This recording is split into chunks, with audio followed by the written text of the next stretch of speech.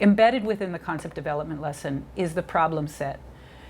We wrote the problem set first in an order of simple to complex in order to make sure that the problem set doesn't have a situation where a student suddenly feels completely disempowered, where they go, well, I don't get number 4. That the problem set really matches the sequence that we've created within the lesson. So the problem set accompanies and follows well, maps well the lesson. We give a time frame for the problem set rather than a task frame. What do we mean by that? We mean that not all students, as we all know, work at the same pace. The goal is that students do their personal best within about a 10-minute time frame. So one student may complete the worksheet, others may not. But the idea is that they start to see that what matters most is I'm doing my personal best, and that they are achieving at a greater and greater rate because they're not punished by having to work longer in order to complete that. That gets into pedagogy a lot, but what it also does is allow teachers to keep control of the pace of their lesson. If we have a task frame, you never know how long it's going to take a student to complete the worksheet, which means that the lesson can become almost what we could call too unstructured. You have many students who are completed, others who are not.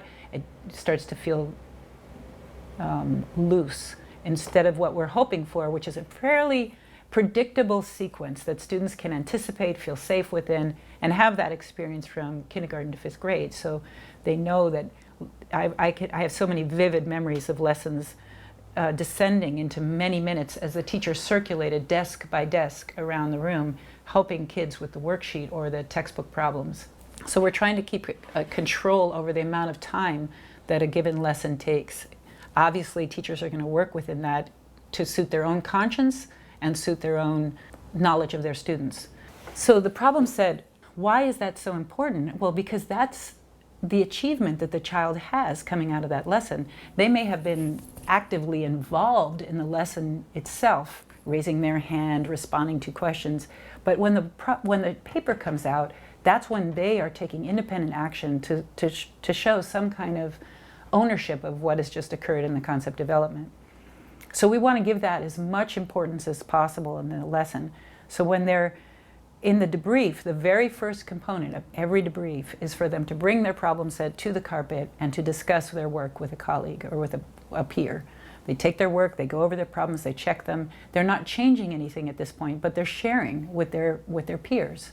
Then the teacher corrects the problem set together and goes over interesting questions that help them to see connections within the problem set that reflect on, once again, the work that they've done. So it's that same model as the concept development lesson, that rather than they do many questions that ask them to explain their thinking, but in terms of more, we've embedded lots of interesting things within the problem sets. For example, if we have a page of addition problems, 2 or 3 even of the problems might have the same sum. Why are they the same sum? How are these related, or the same difference? Or if we're working with fractions, same thing. We might have something that's a double of another, or a word problem that turns out to be a multi-step problem, but that reflects back on one of the single-step problems earlier in the lesson.